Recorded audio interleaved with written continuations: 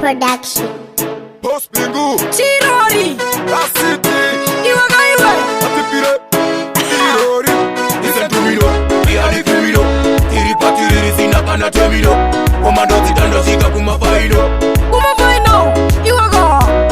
Kumfombi Getereza riku jaiva mandandi Funza titiane Bingu Village Chichi biga jimbungu nengu na rasti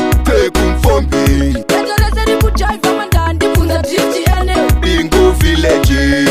Chichi katira jimbungu nengu na rasti Aikona kumanyira zvino zviri kumberi musati manyatso kuongorora zviri pamuri. Kuno kumufombi tinoruwa mandandi Chimbova tipirai mukoma kriminali Pasina covid yakazongonangikira itaivaratidza magic mupana mitirori. Ore rino chakatuchaya tina bosi bingu vanodhinwa nepatani vachabuda munyaviri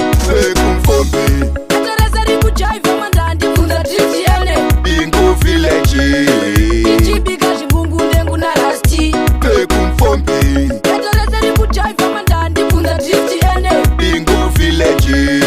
Chichikadzira jimbungu nengu na rasti Mwana wangu unogaya fanike munhu mukuru ndinodada newe jasko zinoshandisa brain Tungori tuma symptoms tunoratidza kuti kuchikoro handiteme mudzidzisi nereken saka uri tadzve kuita fanike inini ndakachuzwa kuita headboy ndiri grade 1 ndosaka tichigona kwazi hatina kusara kwese kwatasvika tinotangisa mawani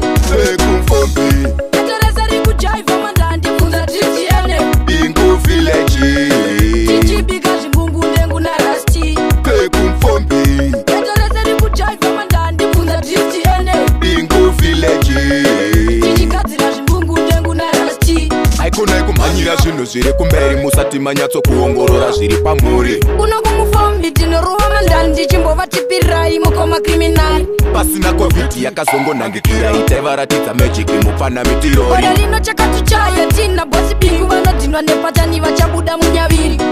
Kumfombi Getereza riku jaiva mandandi Funza titiane Bingu Village Chichibiga jimbungu nengu na rasti Kumfombi Getereza riku jaiva mandandi Funza titiane Bingu Village